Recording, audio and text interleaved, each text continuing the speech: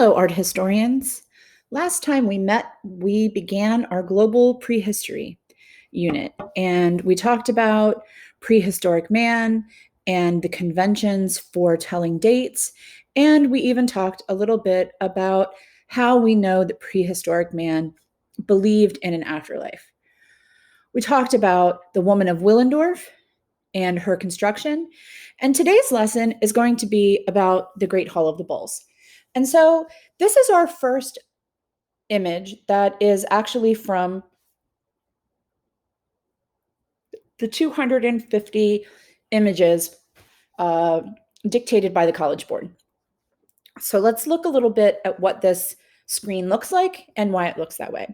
So the first thing you're going to notice is this one has a number in front of it.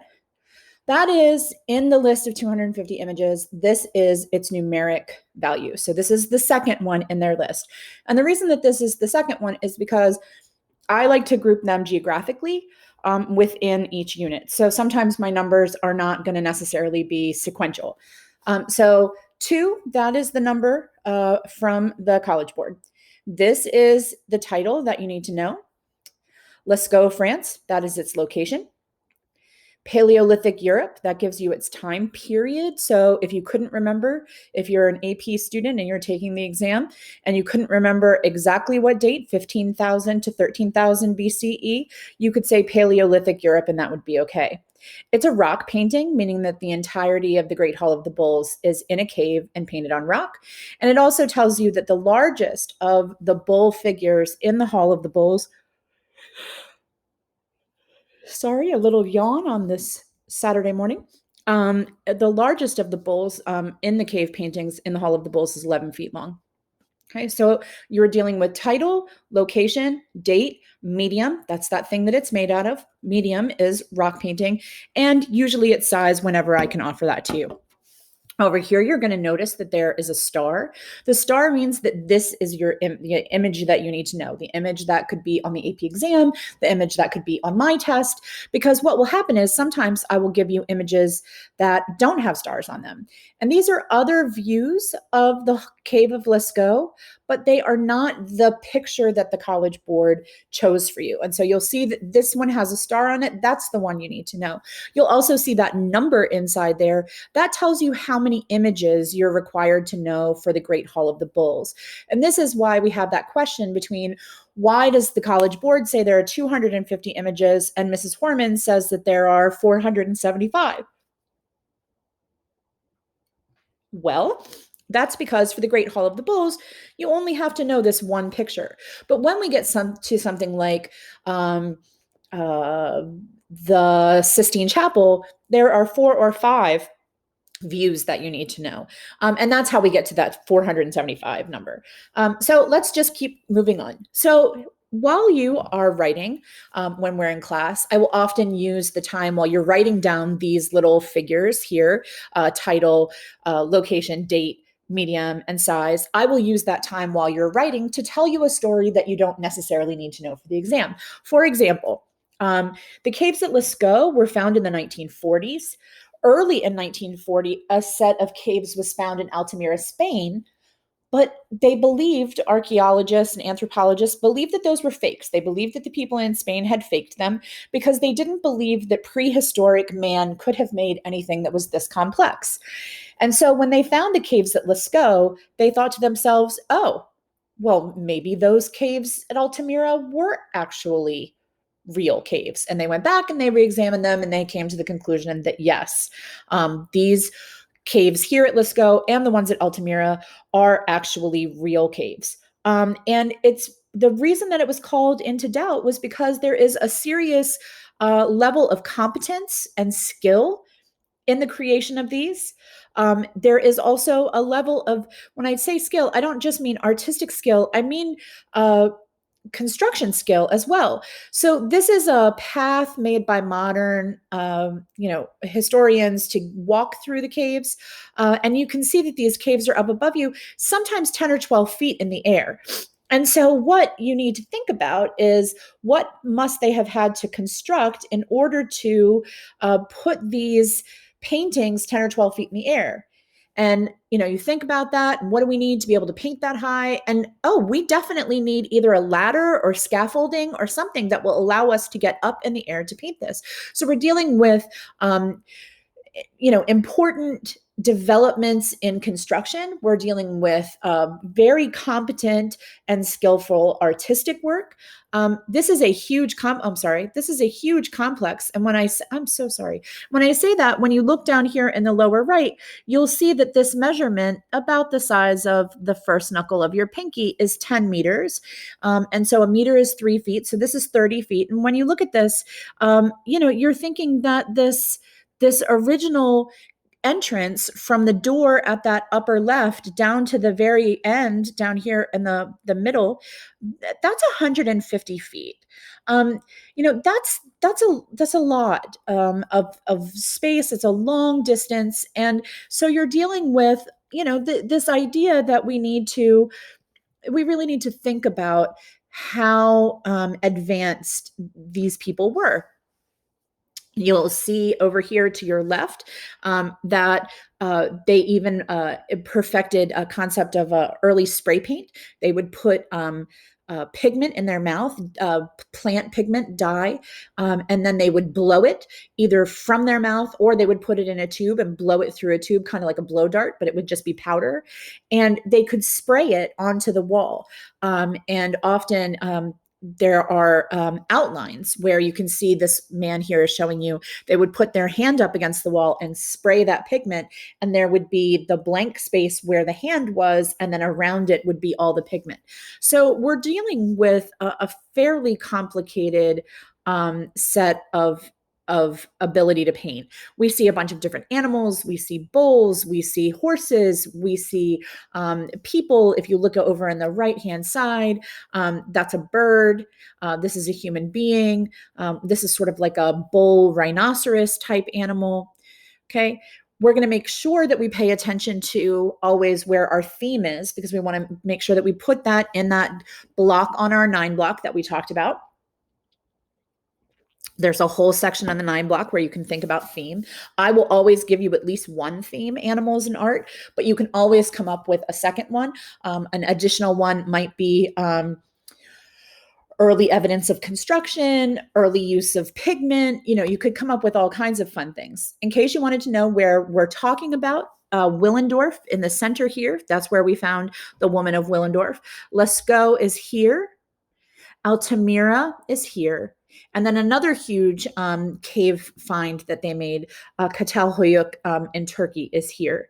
So we have found these really specifically painted, purposefully created prehistoric caves in Turkey, in France, in Spain, and there are even some in England as well.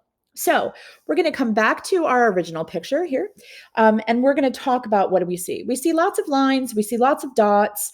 We're not, some of the dots are for pattern on the animals, but then we look, and there are also lots of lines. If you look up here in the corner, there appear to be lines and markings that are on the animal. We're not quite sure what those are. I'm so sorry. My mouse is so particular. You'll see all of these dots here, and then just random lines in places.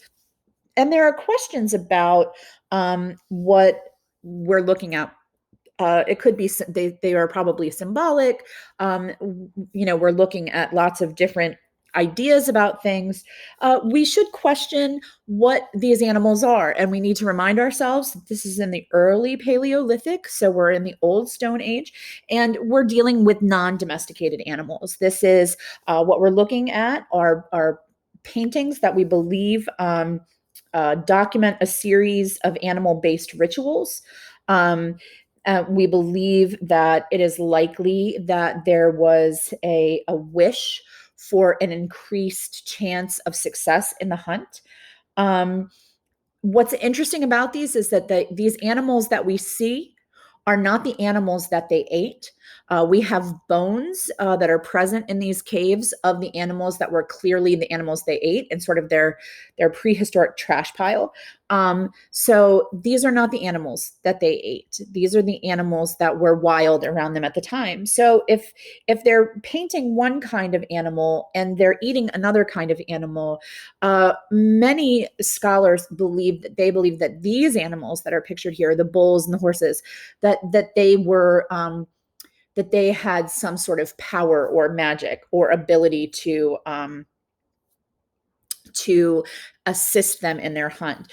When we're talking about bulls, what we're really talking about, this bull here, when we're talking about this bull here in the lower left corner, what we're talking about is a bull that is the animal is an auroch, and if you want to know how to spell that, AUROCHS, an auroch, and those are extinct. They're like oxen. So there's an attempt in several of the pieces to imply motion with the bulls running or moving. There's we see lots of bulls that are moving across from the upper left here to the center, and what we're looking at is really an attempt at showing early motion. We see, please excuse my dogs that are barking outside. We see cats and birds. We see bears and horses. We even see ancient deer. So we see a remarkable variety of animals. But again, what's interesting about this variety of animals is these are not the animals they ate. The bones show us that they're eating mammoths, they're eating other animals that are not these, and it's really interesting that that disparity between the animals that they paint and the animals that they eat. So the other thing that's interesting when we look at Lascaux is how far down some of these animals are. We travel from the entrance door here and we begin to go into what is down into the cave complex. Now, these are naturally occurring caves that they then went back and back and back and back into to do construction. And so the archaeologists wonder why are they buried so far back? What were they trying to accomplish? They believe that this area here was the most commonly used area. And so, archaeologists question what was the purpose of all of this. The belief currently is that they believed that they would come in here and they would look at these animals. They would have ceremonies, often probably with there's evidence of there being places to put candles or things that were that would light things. And there's this idea that there is this probably that they would enter sort of a trance-like station or a trance-like belief or a trance-like shamanic vision where they believed that the animals could help them attain success in their future hunt. The cave itself contains almost 2,000 figures, animals, people. It is what we call sympathetic magic, that if you do something, that magic will happen for you. And we're talking about a cave that, has 650 animals and then another 650 different kinds of animals, and so we're dealing with a complex society, a complex civilization. Some of these animals were painted, as we said, hundreds of feet from the entrance, and so it's clear that there was scaffolding used. It was clear that there were places to put lights of some kind. The walls were scraped flat with rock instruments in order to give them a surface on which to paint. And then once the pigment was applied, it was sort of glossed over with animal fat in order to bind that pigment to the rock. So these are not people that were not sophisticated, and that's the thing that we have to think about when we're doing prehistoric. Just because we're before a written language doesn't mean that we weren't a sophisticated people.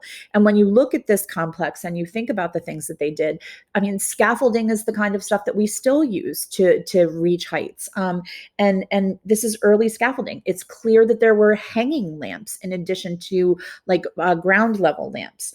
It is clear that they used naturally occurring herbs and flowers and things like that to create their pigments.